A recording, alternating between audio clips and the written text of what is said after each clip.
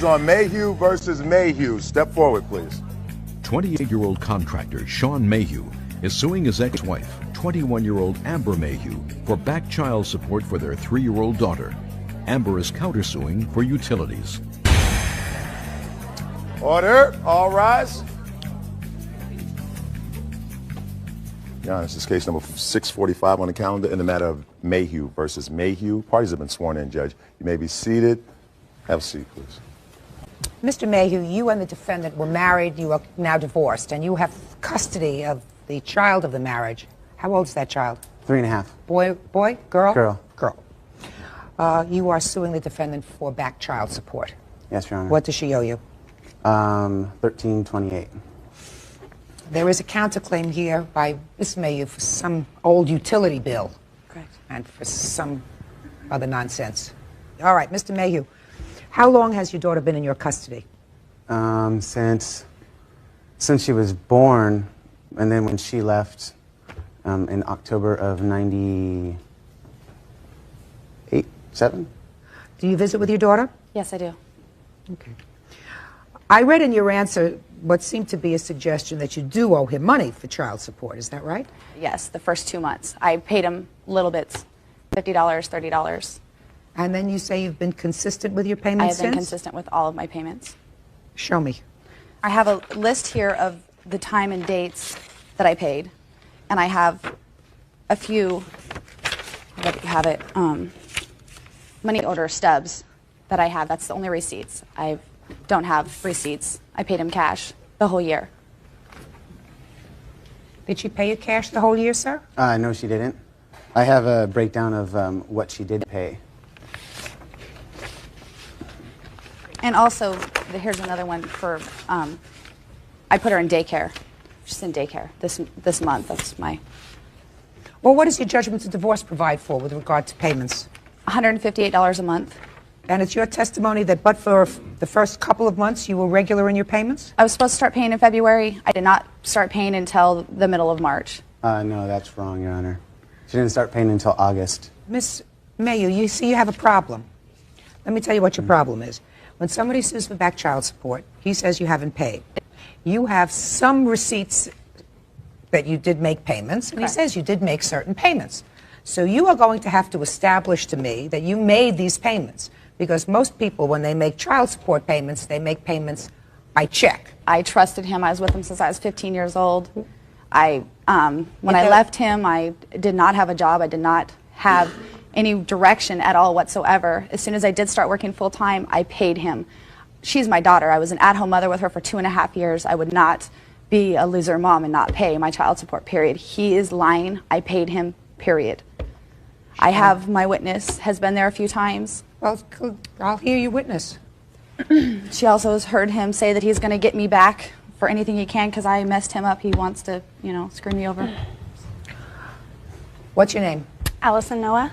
Miss Noah, can you recall dates, times, and places where you saw exchanges of cash between the plaintiff and the defendant? I know for sure on August 3rd, their daughter's birthday, I went to their daughter's birthday party, and I saw her pay him $80 in cash that day.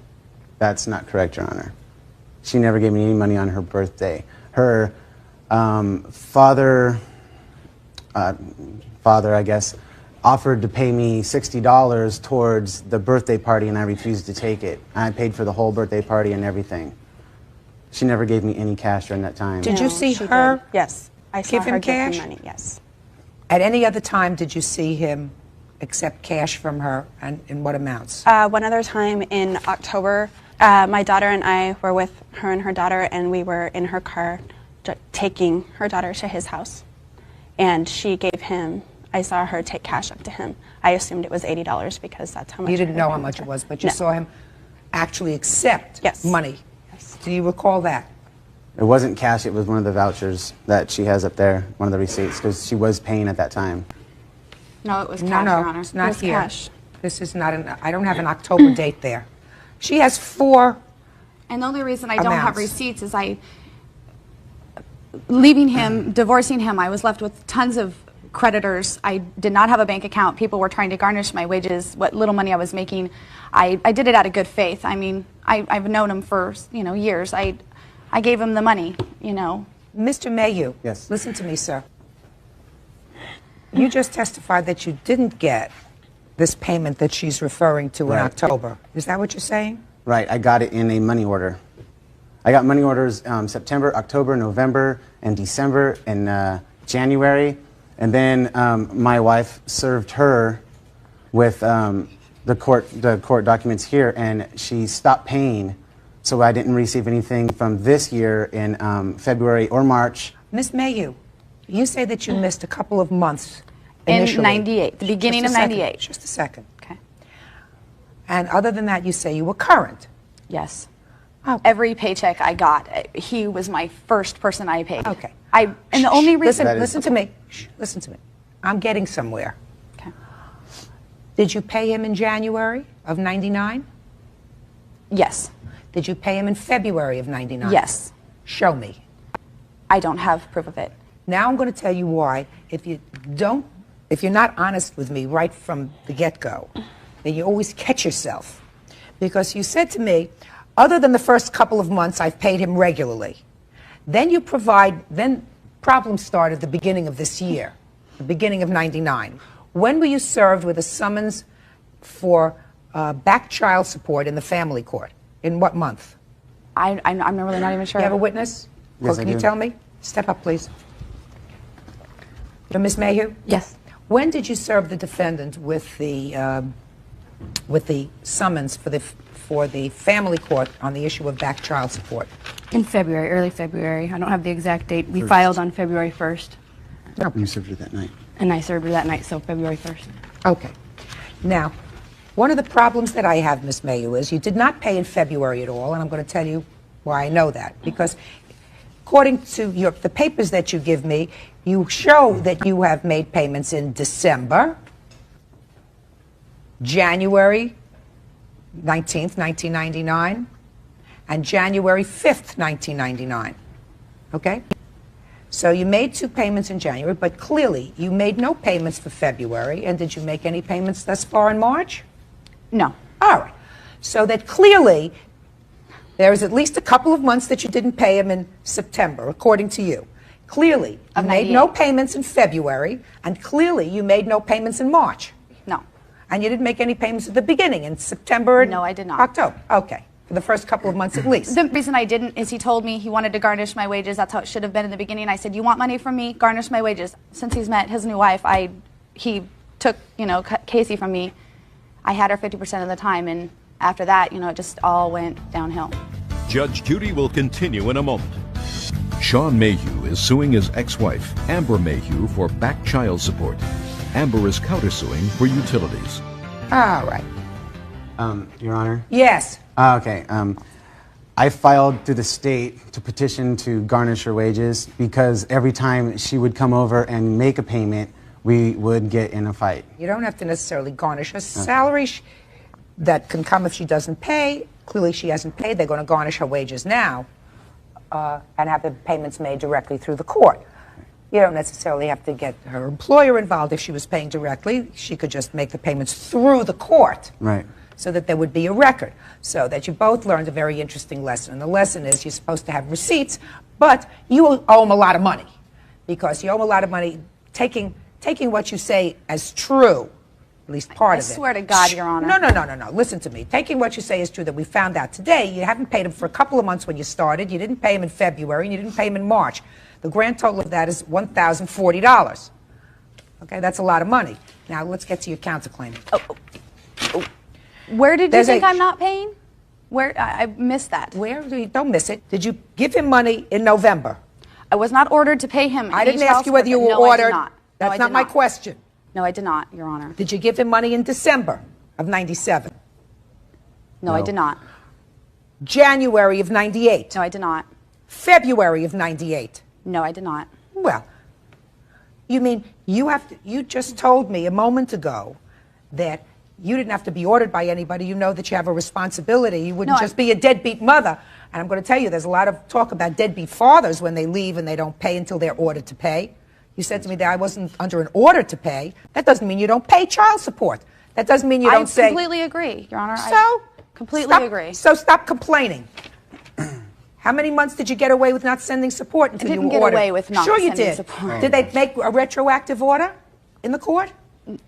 Did they make No. a retroactive No. order? Well, they should have. If you were before me, you Yeah, would have gotten a retroactive order from the time you didn't pay.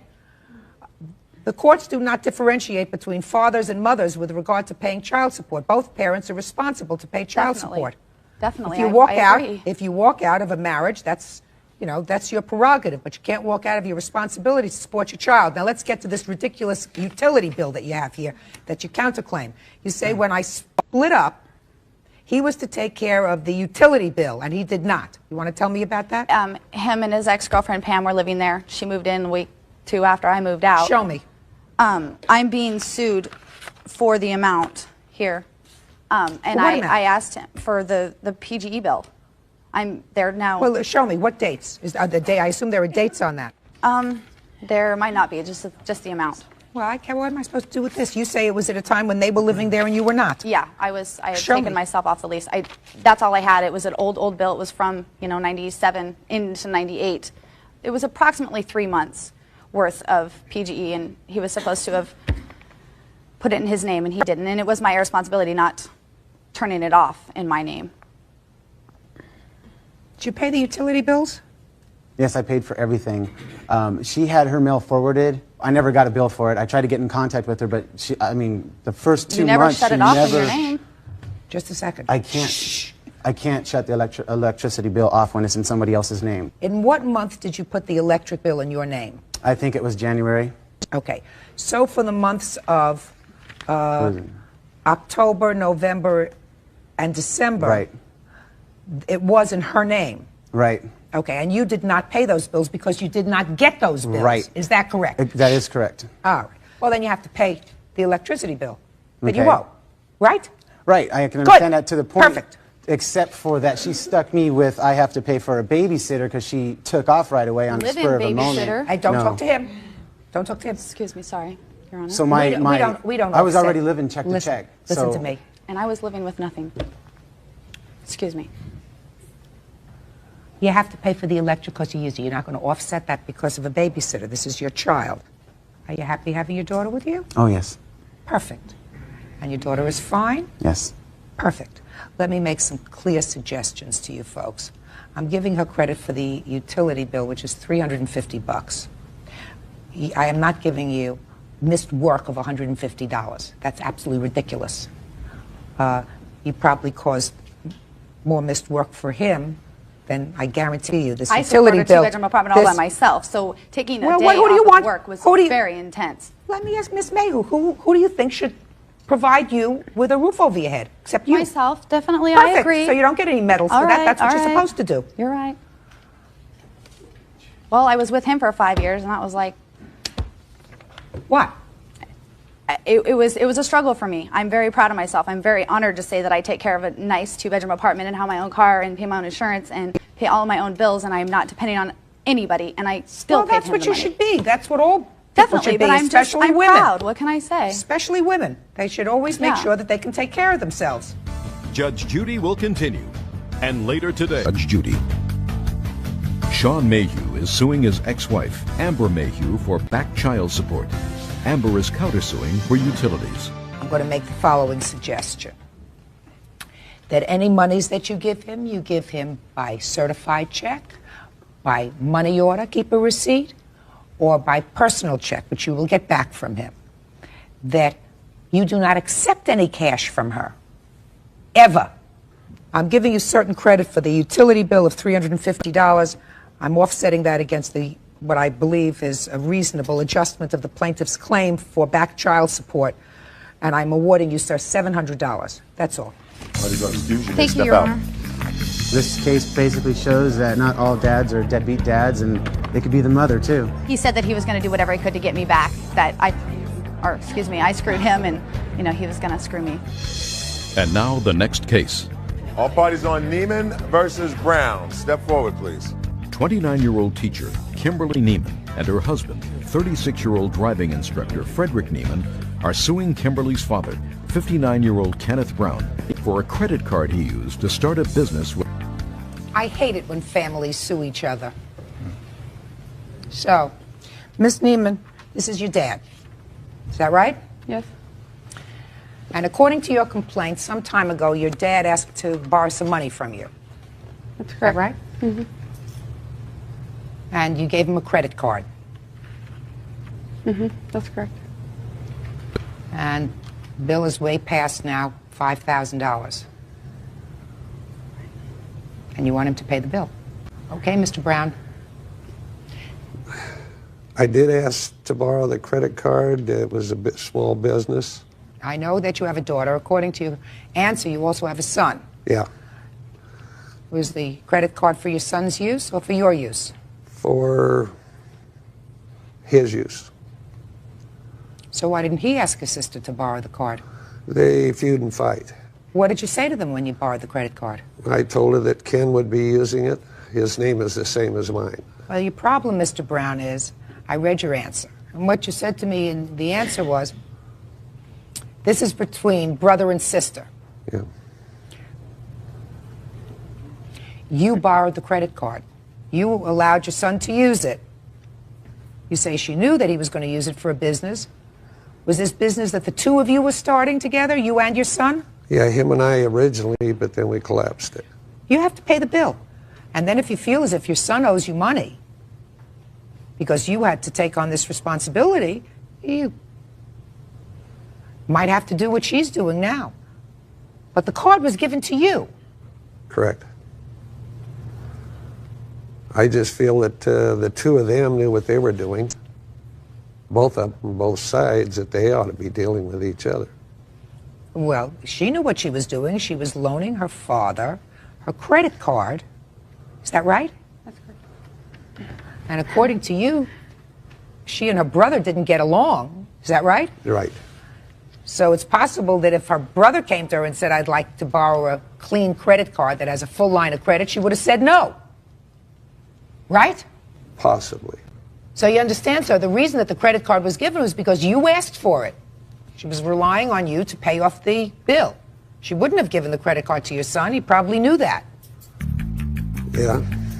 Judge Judy will continue in a moment.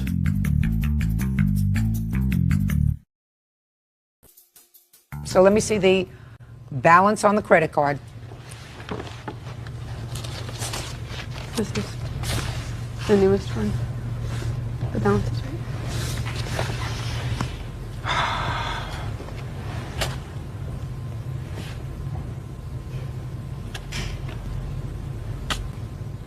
Have you made any payments at all on these bills?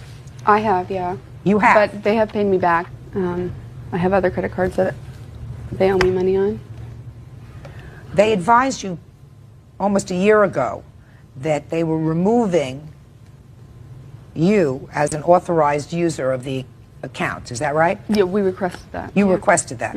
Are any of these bills after they were removed as an authorized user of the account? There hasn't been anything since There then. hasn't been anything after that? Okay.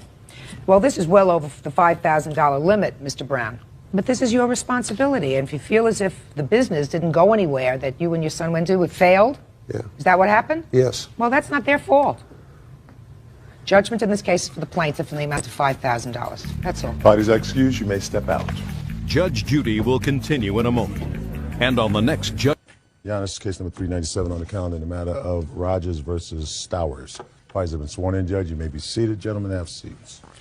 Mrs. Rogers, you hired the defendant as a nanny, and she worked for you for a very short period of time before quitting. It is your claim that she owes you some money because you made travel arrangements for your family along with the defendant, and it was, you claim, her agreement that if she did not go on these trips with you, or this trip with you, she would pay you for her ticket. Ms. Stowers says that she quit after a couple of weeks because her job responsibilities increased. She wasn't happy about that, and that she did agree to reimburse you for any of your out-of-pocket expenses, which she did by sending you a check for change of name or whatever that had to be done to change the tickets. So why don't you tell me when she came to work for you? She came to work for me in October, early October, and She was hired as a result of an ad that you put in the paper? yes. Yeah. And what were her job responsibilities? At the time when I hired her, I explained that the job was a very busy job, that it wasn't for anybody that just wanted to babysit or sit and watch TV, that it was for a person that had a lot of energy, and it was a lot of laundry. I have 3 very busy kids running around, making messes all the time, and also that we had trips planned. All right, 3 kids and laundry is what I hear so far. And house cleaning. House cleaning nanny was the ad that I put in the paper. You have a copy of the paper? I'm afraid I don't, Your Honor.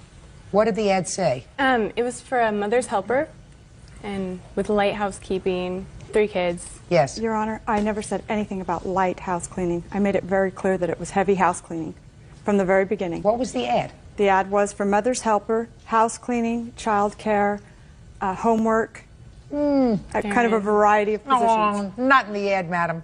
Miss Rogers, don't make it up as you're going. I've read lots of ads for mother's helpers, nannies, housekeepers. They don't go into homework. That doesn't happen. Yeah, and you don't have a copy of the ad? No, I'm afraid I don't, but it did say schoolwork in the ad. How large a house do you have?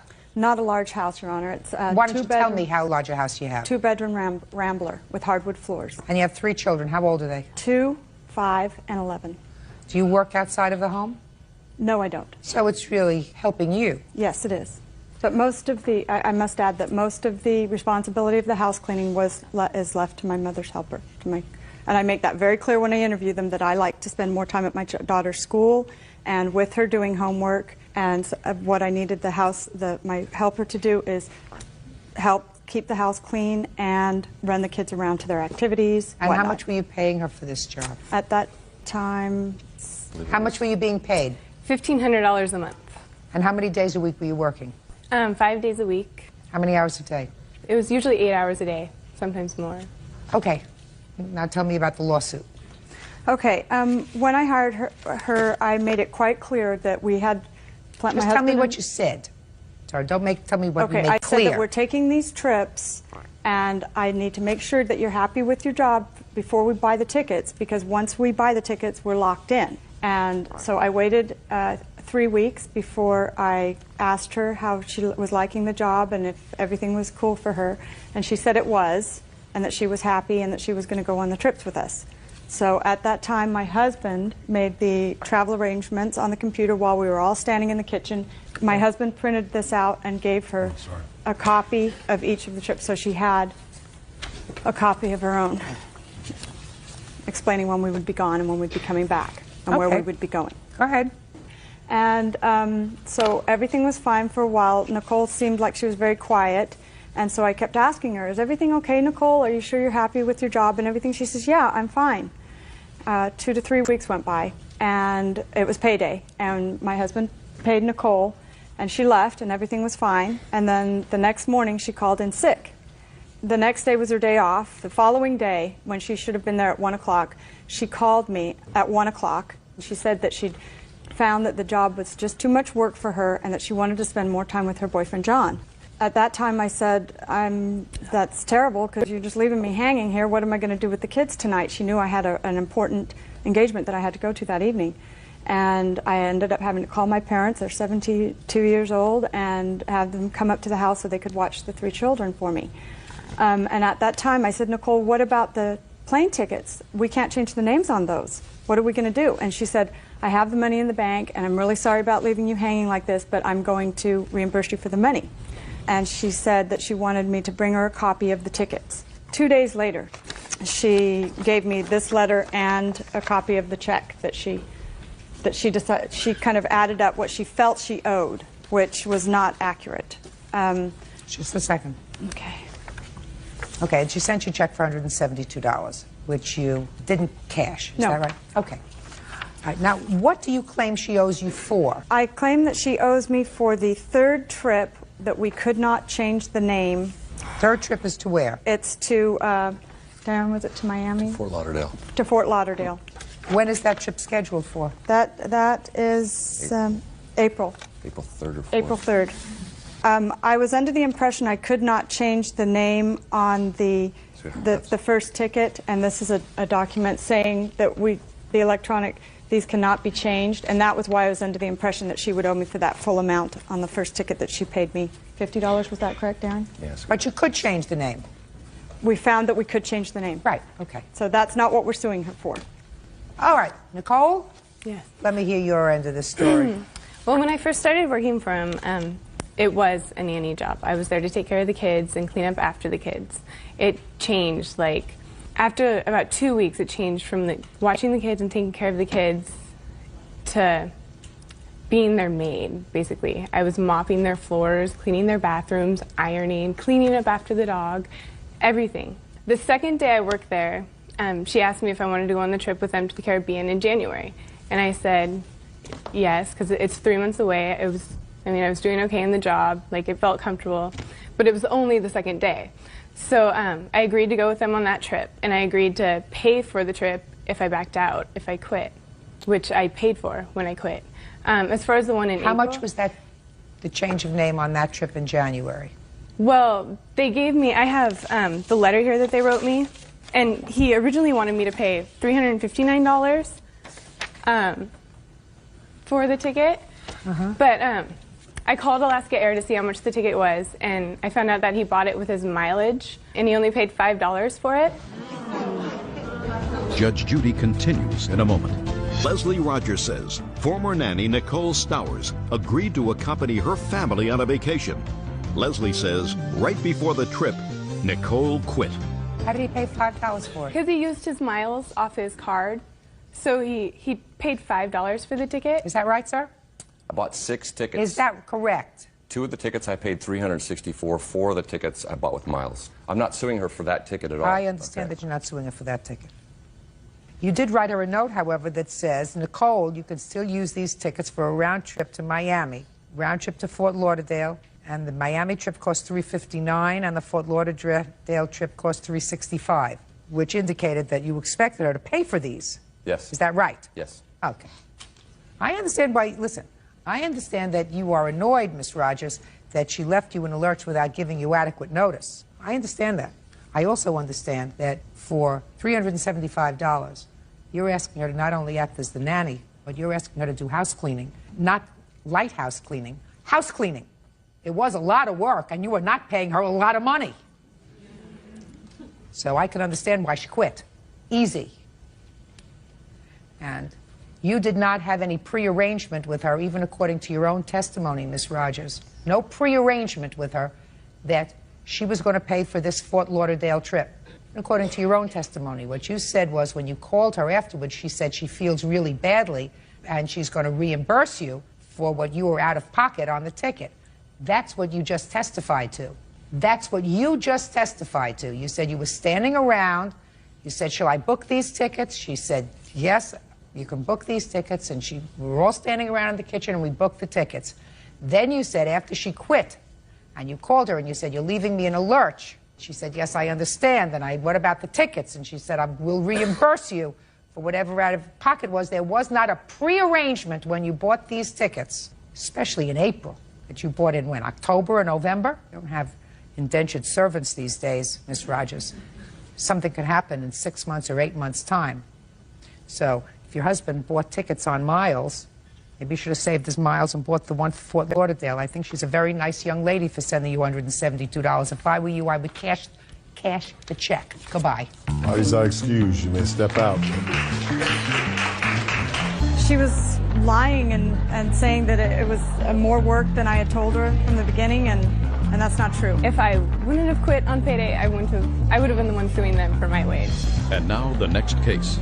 All parties on Lambert versus Staines. Step forward, please. Geological draftsman Sherry Lambert is suing neighbor interior designer Penny Staines for knocking over a marble statue in her home. Miss Lambert, I gather that you and the defendant are neighbors. Is that right? Yes.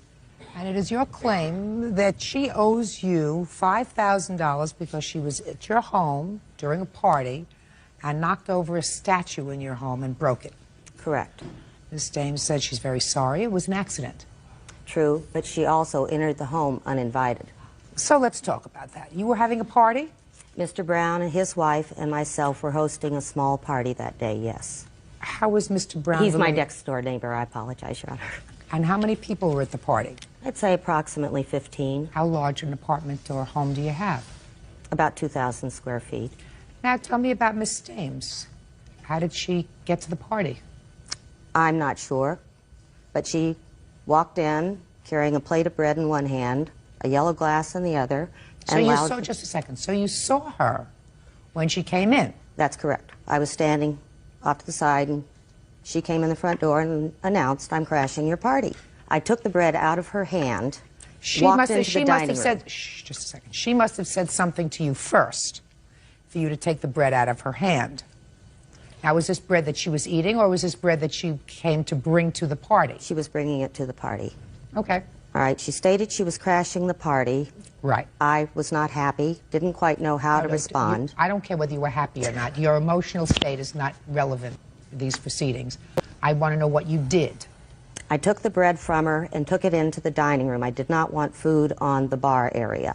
Was there a buffet there? Is that what was there? Correct. What happened next? I heard a loud crash. I walked back into the living room area. The defendant was sitting on the floor next to this marble statue and pedestal, which she had knocked over. She was very upset. She was crying, sobbing. Needless to say, I was very upset. Did you see a lawyer, Ms. Lambert? No.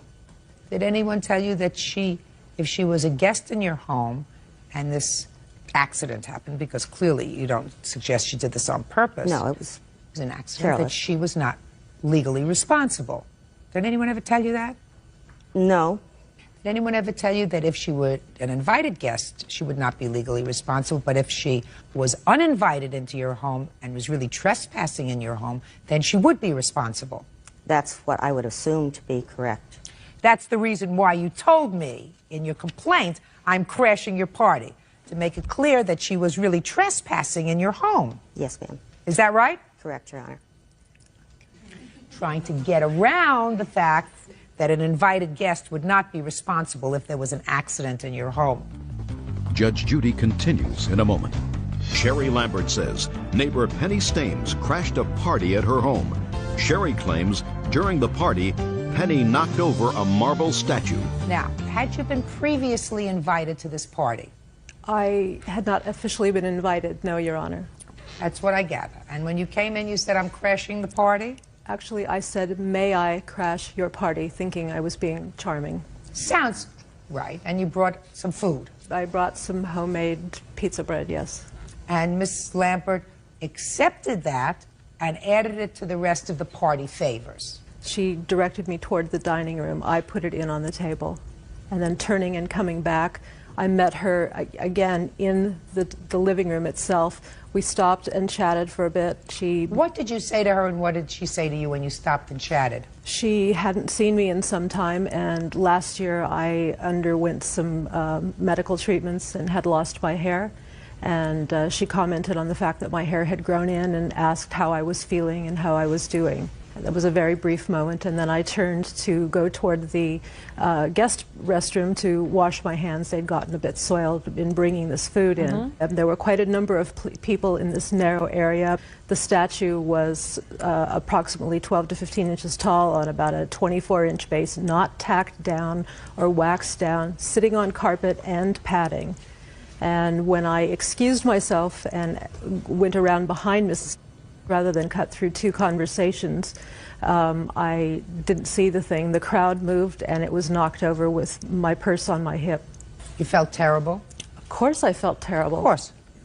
You have homeowner's insurance? Yes, ma'am. Is this statue covered under your homeowner's policy? No, it was not. We have a large number of fine art objects in our home, and my husband and I consider ourselves self-insured. We invite people into our home who we trust. Well, there's no reason not to trust Miss Stames. She did not purposely knock over your statue. It was an accident. Yes, it was. You didn't expect her to pay $5,000 for your statue, do you? Yes, I do. She's not going to. I'm going to tell you why. Because while she may not have been an invited guest at the beginning, you invited her in by permitting her to remain because she asked the question. The question was, "May I crash your party?" I don't recall the may. Even if she said, "I'm crashing your party," all you had to do was say to her, I'm sorry, you cannot. You're Instead, according to you, you took her offering and never said to her, I'm sorry, you have to leave. And therefore, she became an invited guest. If she had negligently or purposefully damaged something in your home, she would have been responsible. This was done negligently and No, it carelessly. was not. When you have 15 or more people in a living room, the possibility exists that something that's laid out on a table is going to get brushed off by someone inadvertently. If I may, Your Honor, for your consideration, Sure. I have prepared a scale drawing of our living room area. I'm not interested in your A scale photo. drawing. Just pay attention, madam. If you have something valuable in your home that is uninsured, you take it and you put it in a safe place when you have a party. It wasn't a safe place. No, it was not in a safe place, because if it was in a safe place, unless she took her body and lunged into it. Which she very possibly could have. But you have no proof that she did that, Miss I do have an Lambert. eyewitness, Mr. Brown. Saw her Mr. knock it Brown, over. come up here, sir. Judge Judy continues in a moment. Mr. Brown, now let's be very careful with each other, sir. Do you understand what I'm saying to you? Yes, I do. Did you see this woman go over and knock over with her hand this statue? I saw her standing there, and when she turned, her hip hit the statue. Right. Thank you very much. You may be seated. That is what we call an accident, Miss Lambert. She turned around, according to your eyewitness, and when she turned around, her hip knocked into the statue and it fell over. That is an accident. She is not responsible for replacing your statue. Put your hand down, Mr. Brown. Thank you very much. The case is dismissed. Parties are excused. Case number 428 on the calendar in the matter of Beaster versus Barber. Parties have been sworn in, Judge. You may be seated. Folks, have seats. Mr. Beaster, it is your claim that the defendant assaulted you by kicking you repeatedly around the head and body. The defendant says she was merely trying, she acknowledges that she did kick you, but she says she was trying to protect her boyfriend from you. So you tell me about this incident. When did it happen? Happened on August 22nd on a Thursday night. Where were you? I was in my apartment with my wife and our 18-month-old little girl. Okay. What happened was we were trying to sleep, and we heard a lot of noise. We didn't know where, it was outside somewhere. So I had my wife, I said, just go up, you know, get up out of bed and see what's going on. That's your first problem.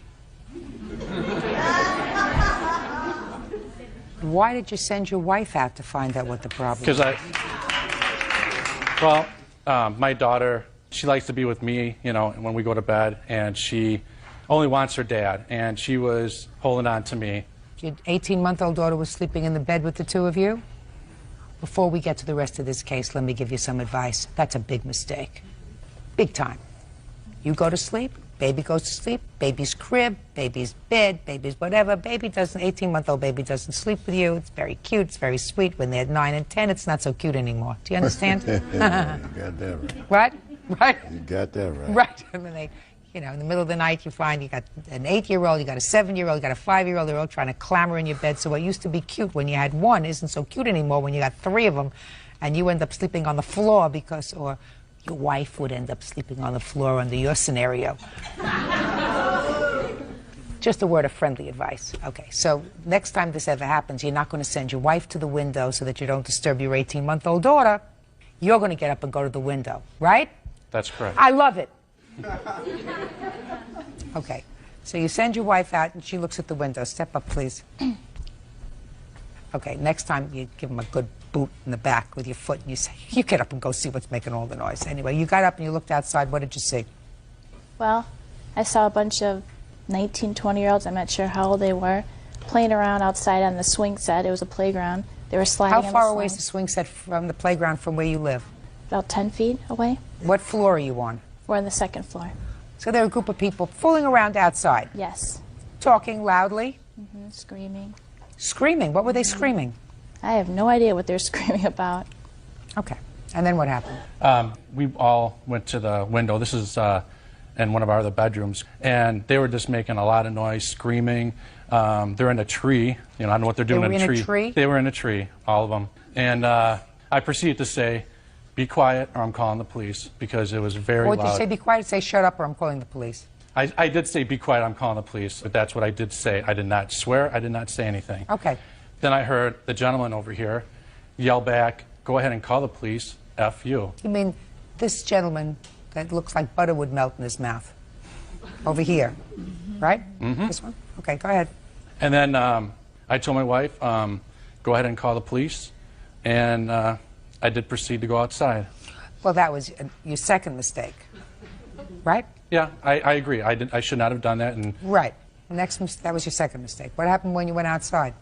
the gentleman there, jumped out of the tree, and he ran up to me. And he pretty much said, what are you doing out here? Oh, just because you're bigger? Go ahead and hit me. I will sue you. And then she got involved, the defendant, and she started swearing and cussing at me. Do you have a police report?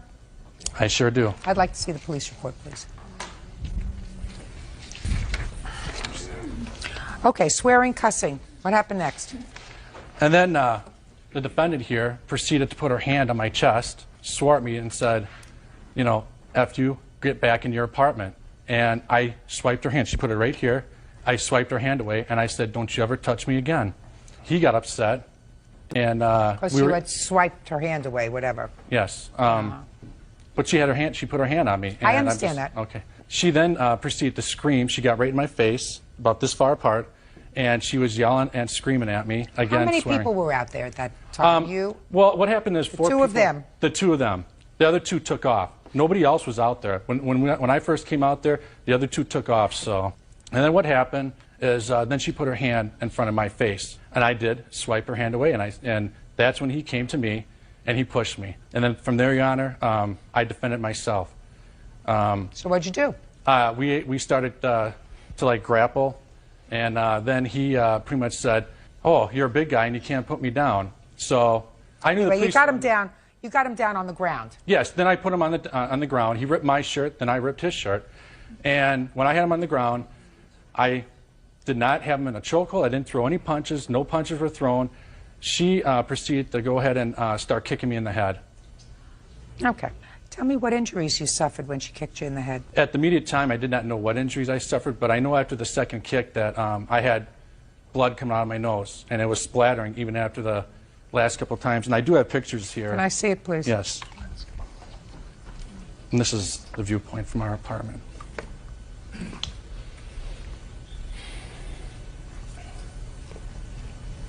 I wiped off some of the blood too, Your Honor, so it's not all there. You have any other reports from the police statements? Do you? I don't. I'd like to see them, please. Well, I do got our own statements from everybody that had statements involved. My wife I have and them. that. I'd like to see I all the also have the statements. police report that the police wrote out. I'd like to see it. Okay.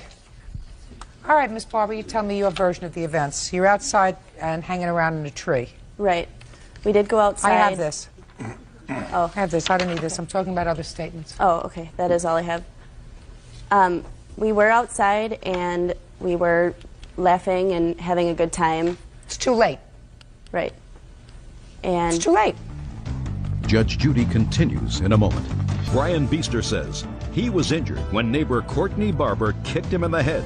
Courtney says she was defending her boyfriend. Go ahead. we went up in the tree and we heard Mr. Beester yell out of his house, "Shut the f up." He didn't politely say anything about us being quiet. And we all looked at each other and we realized, okay, we're too loud, we need to go inside. And at that point, Mike had yelled back to him whatever he had said about call the cops. If he said F whatever, I don't remember that. And then as we were coming out of the tree, which was immediately after that, he had came out and was standing underneath the tree at that point. So running up to him. He has to get dressed, put on his shoes because he was in bed. I don't know what the weather's like, whether he sleeps in the buff or he sleeps in pajamas. Either walk downstairs, take the elevator downstairs and come out. There were 4 of us in the tree. You shouldn't have been in a tree. Absolutely. Right? I understand that, yes. And what were you doing kicking him in the head? Well, what had happened was that he was at the base of the tree when all of us had been down. Mike did not run at him or anything. And at that point, he told us, I'm in the military, you guys are being too loud, and there's no reason for you to be outside. And there was cursing back and forth. There was yelling back and forth. Well, just a second. But that's what he said to you. I'm in the military? Yes. There's no reason for you? So why didn't somebody say to him, I'm sorry, we shouldn't have been making so much noise, we're leaving? We did say, I did absolutely say, I am sorry, we're going inside. You said that? Absolutely, yes. Yes, I did. Then you tell me how the pushing and shoving match started between the two of them. Because he had called Mike a loser. He was in the military, he was better than us, basically, was absolutely yelling at us, and we were shocked. We didn't want any fight to happen. We were not about to I don't yell with this man understand how he and started, argue with how he him. was getting kicked in the head. You want to get to that point? Yes. So far, I'm just hearing words. Okay. When he said that I had put my hand on his chest and that he smacked it down, that was true. I had put my hand on it, in his face, not on his chest. For what? Because he was towering over me and he was screaming over me. Why didn't you just leave? Why don't you just leave? We were walking away. How could you just walk away? He called me and that's when Mike got angry at the fact that he called me a. So, what happened? So Mike said there's no reason to call anybody a. Is that what he Don't said? call Just my like girlfriend that? a. Just like that? Yes. Just like that? Yes. Nice and calm? Don't call my girlfriend a, he said. Keep going. And then they started wrestling after cursing. They grabbed onto each other and they were throwing each other around. And nothing was even being yelled at that point by Mike saying hit me or any of that. Nothing So they're was said tussling like that. around. I still don't understand how he got all these injuries. He got Mike on the ground and was on top of him, and he says in his police report that he had him in a wrestling move. Okay, so he got him on the in ground. some kind of headlock. I could only see the bottom half of Mike, and the rest of him was underneath Brian. Yeah. And at that point, I got scared. He was on top of him, and I didn't know if Mike couldn't breathe or what was going on. Why don't you ask him, Mike, can you breathe? I was screaming at him, get off of him, leave him alone, Why don't you stop. ask him, Mike, can you breathe? Instead of get off him, well, how about Mike, can you breathe? I still don't understand how he got all these injuries. I was barefoot when I kicked him. What were you doing barefoot? Because it was summer. It was nice out. I just walked out of my apartment to have a cigarette. So you climbed up the tree barefooted? Yep. Uh-huh. Yes, I did. How did he get all these marks on him? I kicked him once in the face, and he screamed out. And the second time I kicked him, he let Mike go. Where had you been prior? Stand up, you. Where had you been prior to going out and tree hopping that evening? Inside my apartment. What about the three other people who were with you? Were they in your apartment earlier that evening? Yes. What were they doing in your apartment earlier that evening? Hanging out with us. Do you two live together? Yes, all three of us do. This young lady too? Yes. Okay, what do you do for a living? I'm a desk clerk at a hotel. And you? Rough carpenter. And you? Customer service rep. Did everybody just want to go out for a cigarette or just you? Everybody did. Did you have the cigarette when you went outside? Yes. When did you get up into the tree? After we were finished, we ended up going and playing around, running around. Were you smoking regular cigarette or you smoking some funny cigarette? No, we were smoking regular cigarettes. Really? But it was after you smoked the cigarette that you ended up in the tree, is that right? Yes. You have medical bills? Yes, I do, Your Honor. I'd like to see them, please. I also got a letter from my dentist stating, you know, what had happened.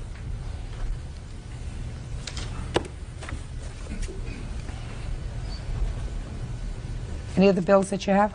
No, that's the only one I have, Your Honor. Mr. Beaster, I'm going to make the following observation to you, sir.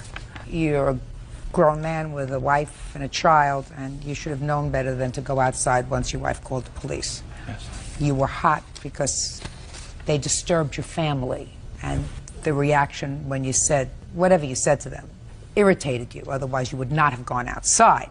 That was a mistake. You should have acted in a more mature fashion. That doesn't in any way suggest that you are without fault. I'm not sure whether I believe. I was a smoker for a long time, and if I went outside to have a cigarette, I didn't end up in a tree. Right. Which suggests to me that you must have been feeling pretty good after that cigarette, because you're three people with responsible jobs. Three people with responsible jobs usually don't have the reaction of hopping up into a tree after they have a smoke. I didn't see any indication here in the police report that the police officer smelled alcohol on your breath, so I might assume it was something else. In any event, you had absolutely no basis to cause the injuries to him that you did. Your actions precipitated the evening's events. If it wasn't for you, the whole thing wouldn't have started. All of you.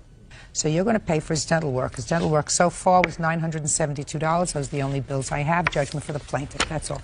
Thank you, Your Honor. You may step out. He was there waiting for us to fight as soon as he got out of the tree, and that was Self-defense. No, that's a lie. That is a straight out lie. He's the one that came out of the tree, ran up to me and said, go ahead, hit me, I'll sue you. You're bigger than me, I don't. And now the next case. All parties in the matter of Sullivan versus Bradshaw. Step forward, please. 25-year-old cook Andrea Sullivan and her husband Micah are suing former friend 25-year-old cook Damon Bradshaw for injuring Andrea's back when he body slammed her onto a couch. Damon says he was imitating Andy Kaufman. Mrs. Sullivan, the defendant was a former friend of yours and a roommate. That's right. Both you and your husband's. Is your husband? Yes. According to your complaint, one evening, two of you were sitting around watching television, and Mr. Bradshaw, sort of mimicking something that you were watching on television, some wrestling that you were watching on television, he picked you up and he threw you on the sofa, because he was watching some wrestling. Is that right, Mr. Bradshaw? Pretty much. It was Andy Kaufman. What does he do? Does he sing? He was a comedian who wrestled women. What? Taxi. Locker. On Taxi, the show Taxi. He be that. Does he also, and he wrestles? Well, he started wrestling women for a while because he thought it'd be funny. See, that's what you were watching on television. Yeah. And So, huh? what day of the week was this? I don't know. On a weekday or something, I don't remember. Well, what kind of work do you do? What were you doing then? I wasn't working at the time. So. Were you studying something? No, I was just a bum. Pretty much. Judge Judy continues in a moment. Andrea Sullivan and her husband Micah are suing former friend Damon Bradshaw for injuring Andrea's back when he body slammed her onto a couch. Damon says he was imitating Andy Kaufman. Anyway, you picked up Mrs. Sullivan and you threw her on the couch? I didn't throw her. Tell me what you did. Well, we were getting wasted, and we were up all night long watching TV, and he had to go to work, and so we were watching Man on the Moon about Andy Kaufman, and I thought it looked pretty funny. I said I could kick any girl's butt, and... Don't do that to the table. Sorry. It's irritating. And so I grabbed her, and we were wrestling around, and I took her, and I, put her on the couch, and she landed on, I guess, a bar or something in the couch, and I hurt her back. Then we called him. He came over. Oh. What kind of work do you do now? Now I'm a cook. You're a cook? Yeah. Did you go to school for that? No, I didn't. Would you give me the name of the restaurant? Byrd and I want to make sure to take it off our list. Could we have the name of the restaurant, please? Put that down, Byrd. It's really good. It's off the list. It's off the list. Off the list. All right, he threw you down on a couch. You hurt your back, is that right? That's right. We weren't wrestling, though. Mr. Bradshaw said that you were both drinking. Is that true? Yes. What do you do? I am a cook also. Did you go to school to be a cook? No. What's the name of the restaurant? And what do you do? I'm a student. Did you see a doctor? Yes. I went to a chiropractor. Can I see, please, the bills from the chiropractor? When did you first start to have pain in your back? As soon as he dropped me onto the couch, that he slammed me down onto the couch. Was there a bar there? He says yeah, there was a bar like there. a wood frame bar that I landed on, and They weren't really wrestling, though, Your Honor. He always says it like that they were wrestling and having a good time, but he just He wasn't picked her up wrestling. and He was being an idiot. yeah, he just grabs her and No, threw her he down. wasn't being an idiot. Yes, He was an he did idiot slam her practicing It was his just like a craft. roughhouse. Yeah. I don't go around beating women up. You didn't do it, sir. You didn't hurt her on purpose. No. I want to explain something to you. I don't believe that you hurt her on purpose. I believe that you hurt her because you were an idiot. Whether you hurt her on purpose or you hurt her because you're an idiot, you still hurt her, and it's your fault. Do you understand? Yeah. You had medical bills in the amount of $3,567. Is that right? yes. Listen, I hope a lot of other people go to, what is this, to eat? Yeah. So you're going to need it. Judgment for the plaintiff in the amount of $3,567.56. Thank you. Parties are excused. You may. Your Honor, this is case number 425 on the calendar in the matter of Hauenstein versus Hauenstein. Parties have been sworn in, Judge. You may be seated. Folks have seats. Ms. Hauenstein, the defendant is your stepdaughter. Correct. Is your husband here today? Yes, he is. How long have you been married? April 2002. According to your claim, your stepdaughter assaulted you in a bar. Right. She said that she was merely defending herself and you hit her first. Is that right? No, she hit me first, and then I spilled beer on her first, and then she hit me. Hit you first? Yeah. You were retaliating? Yeah. How long did you know her father before you married? About 3 years. Did you get along with the daughter? She's the one that introduced us. Really? Yes. Well, at what point did the friendship with her become a negative? Probably right after we got married. She realized that money was going to stop, that Dad was going to stop bailing her out, and that was my fault. So shortly after we were married. When was this alleged assault? October 26th. Tell me about it. I had gone to a bar in another town with my friend Glee. We got there about 9 o'clock. Approximately 9:30, the defendant and a girlfriend walked in. All night long, they proceeded to flip me off and very immature and childish. About 11:30, I told my friend she had a cell phone. I said, go call my husband, tell him I'm ready to go home. She comes back from the restroom. She said, he'll be here in about a half an hour. About 20 minutes later, the DJ announces that they're starting the big contest. We had no idea what it was even involving. By this time, people are standing. I can't see anything. My friend Glee stands up. They start the contest. She comes down and she said, oh my gosh. And I said, what? She said, your stepdaughter was just on the dance floor, totally naked. And I said, excuse me? By this time, I feel a tap on my shoulder and my husband standing there. He asked me what was going on. I said, I don't know, I didn't see, but Glee just told me that Christina was naked on the dance floor. Well, the contest proceeds. What kind of contest was it? It was a temporary tattoo contest. Go ahead. So she comes back, she won the contest for a t-shirt, looks over her shoulder, sees her dad standing there. She looks at her friend, she starts to giggle, and she says, oh, my dad's here. So she comes running over to talk to him, and he put his hands up like this. And she's, Dad, Dad, and he put his hands up like this, and he said, you know, Christina, you made me really proud tonight. And she snapped. She lost it. She was screaming at him, F you, I hate you, you're worthless. And then she went through everybody that was with us, and F you, and F you, and F you. And I stood up, I put my coat on, I said, you've drawn enough attention to yourself. I'm taking my husband, we're leaving. I went to take a drink of my beer. She smashed my hand. The beer went all over me, the floor, everyone. I went to throw my beer back at her. The glass fell off the front of my hand. She claims it hit her in the chin. Turned around to walk out. She picked up half a pitcher of beer and slammed it, hit me in the right here in the head, and we left. Do you have any medical records? I do. Let's see them, please. Yeah, pictures, ma'am. I do.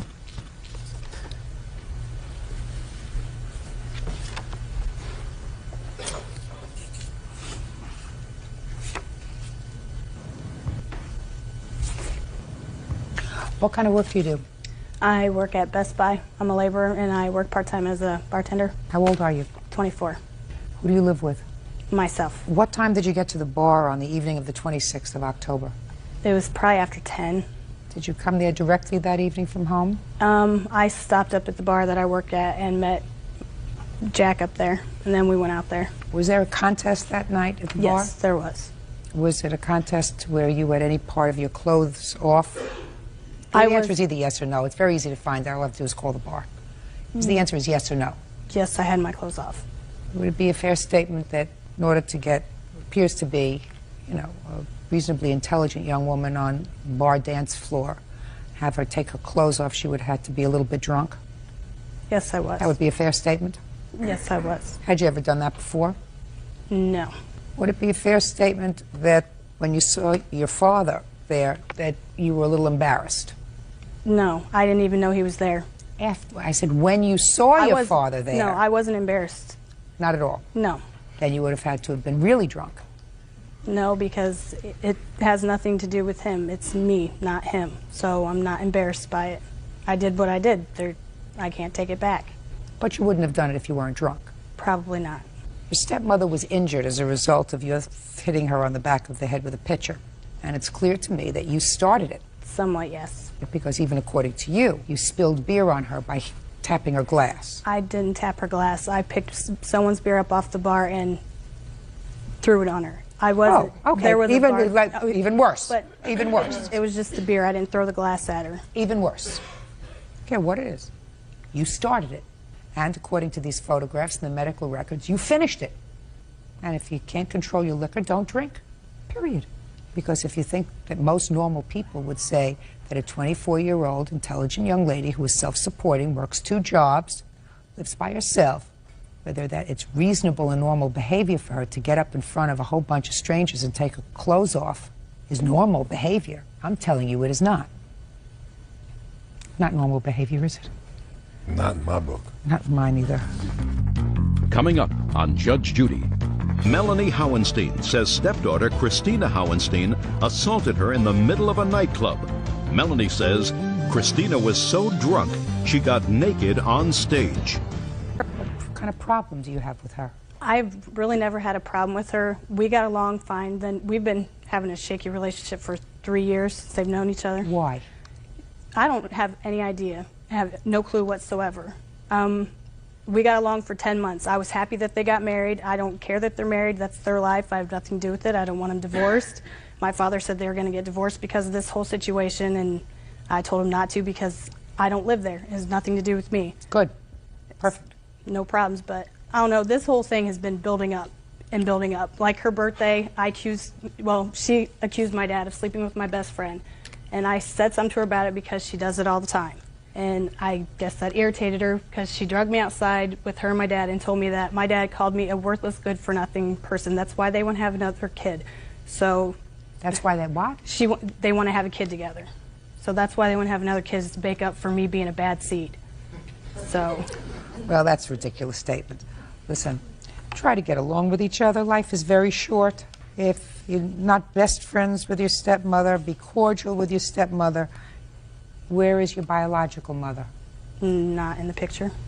Not for a long time. So you have no contact with her? I see her probably 3 times a year, if that. Okay, you had more of a relationship with your father? Yes. Well, don't throw that away. In any event, you're responsible for these medical bills that she had to pay because you started this argument physically. You ended it physically. She was injured. Medical records are clear. You owe $941. Judgment for the plaintiff. That's all. Parties are excused. You may step It out. was just a temporary tattoo contest. Just no big deal. Just me out having fun doing what I like to do. There was problems long before I was involved, and she needs someone to blame it on, and I guess I'm the easy target. My father and I do not talk anymore. Even if I'm not involved, I think he needs to have a relationship with his daughter. I want nothing to do with her. I'm not going to talk to him because it'll get back to her about me saying stuff, and it's all going to get twisted around like it has been in the past, so I'm not even going to bother. And now the next case. All parties in the matter of Lovell versus Carson. Step forward, please. Attorney Warner Lovell is suing his former client, 27-year-old ticketing agent Diane Michelle Carson, for failure to pay for services in a custody battle. Michelle says she never hired him. Mr. Lovell, you are an attorney. That is correct. And it is your claim that the defendant retained you in a custody proceeding to represent her and that she has an outstanding bill that you wanted to pay. That is correct, Your Honor. Ms. Carson says that she never retained you. Her mother, if anyone, retained you in this custody proceeding. And aside from that, you failed to show up in court on the day of the hearing. Is that your defense? Yes. I gather, Ms. Carson, that this whole case started with a custody proceeding.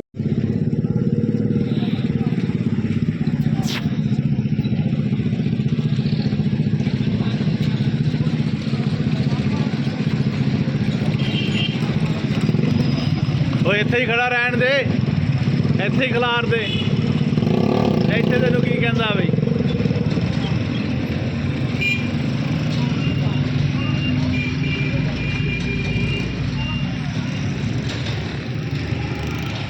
ਬਸ ਗਿਆ ਇਹ ਤੇਰਾ ਰਕਸ਼ਾ ਸੀਗਾ